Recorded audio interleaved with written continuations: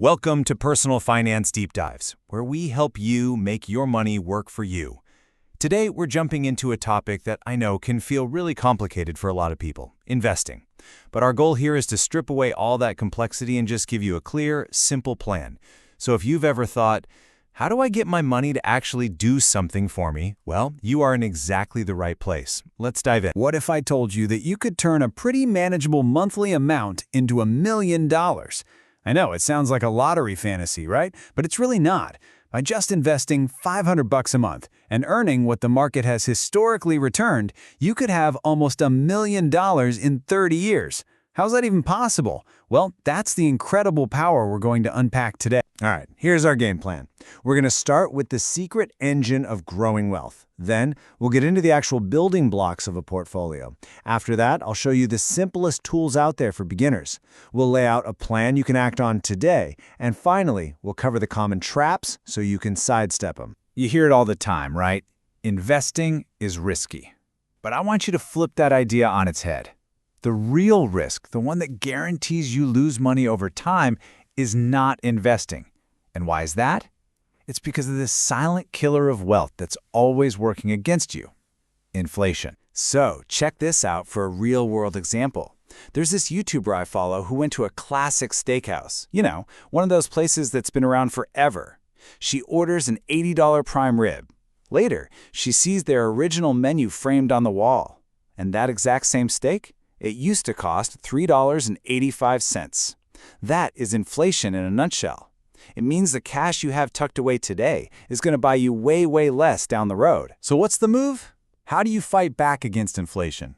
You have to put your money to work. Just look at this comparison. If you just saved $500 a month for 30 years, you'd end up with $180,000. Hey, that's not bad at all. But if you invested that same $500 a month, it could grow to almost $1 million. That difference, that $800,000 gap, it all comes from one incredibly powerful force. And here it is: compound interest.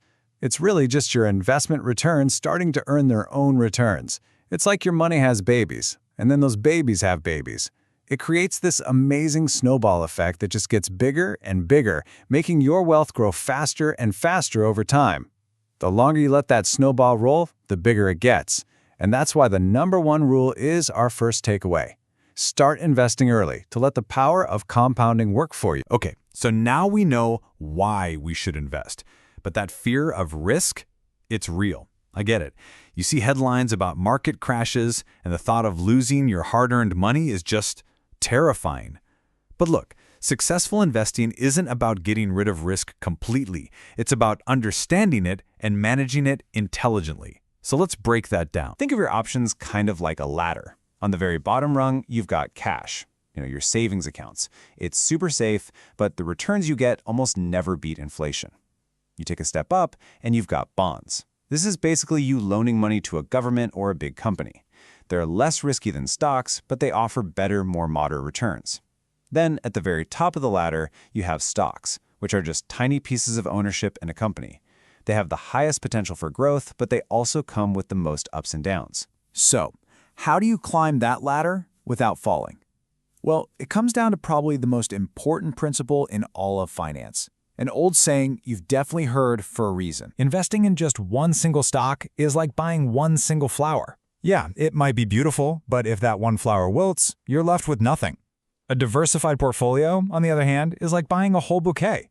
You're spreading your money across tons of different companies, different industries, different types of assets. You're not banking on any single one to succeed. So if one flower droops a little, hey, the rest of the bouquet still looks fantastic.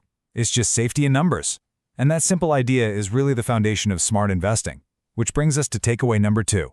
Understand the risk-reward trade-off and diversify your investments. Okay, hold on. You might be thinking, do I really have to go out and research and buy hundreds of different stocks to build this bouquet? The answer is no, absolutely not, because there's a simple toolkit that does all of that heavy lifting for you. The main tools in this kit are mutual funds and something called exchange-traded funds, or ETFs. You can think of both of them as just prepackaged baskets of investments. The main difference is really just how they trade. Mutual funds, they get priced once a day after the market closes. ETFs, on the other hand, trade all day long just like a single stock would. but both are fantastic ways to get instant diversification. Now, inside this toolkit, let me tell you, the index fund is a beginner's absolute best friend. It's a special kind of fund. It can be a mutual fund or an ETF that doesn't even try to pick winners. It just aims to copy the performance of a whole market benchmark, like the S&P 500. And because they're so simple and passively managed, their fees are incredibly low. And here's the kicker. Decades of data show that they consistently beat the vast majority of those expensive, actively managed funds run by the pros. It's so powerful and so simple, and that brings us to takeaway number 3, use low-cost index funds to easily build a diversified portfolio. All right, the theory is great, but let's make this real. We're going to move on to the actual practical steps you can take, like today, to make your very first investment. This is probably the biggest myth in all of finance. Seriously. This idea that investing is some exclusive club only for the wealthy. It keeps so many people sitting on the sidelines, missing out on years and years of that compound growth we talked about. And let me tell you, it could not be further from the truth. You can start investing with whatever amount feels manageable for you. A lot of brokerage firms these days will let you get started with just $50, sometimes even less. The key isn't how much money you start with. The key is that you start and that you do it over and over again, consistently. So here is a super simple 4-step plan. First, open a retirement account. Something like a Roth IRA is great because it lets your investments grow tax-free. Second, transfer your starting money into that account. Third, and this is a big one, you have to actually buy an investment. Cash just sitting in the account doesn't do anything. A simple S&P 500 index fund is a fantastic first choice. And finally, step 4, automate it. Set up automatic future transfers and investments. Set it and forget it. That's all there is to it. And that brings us to takeaway number 4. You can start investing today with a small amount and a simple plan. We're almost there. To wrap this all up, let's just go over a few common mistakes that can really trip up new investors. Trust me, avoiding these is just as important as knowing what to do. First, and this is the biggest one, don't let fear or greed run the show. Panic selling when the market dips is just a recipe for disaster. Second, always watch out for fees. Even a tiny percentage can eat up tens of thousands of dollars from your returns over the long run. Third, and this happens more than you'd think, make sure you actually invest the cash in your account. Don't just let it sit there. And finally, don't try to time the market.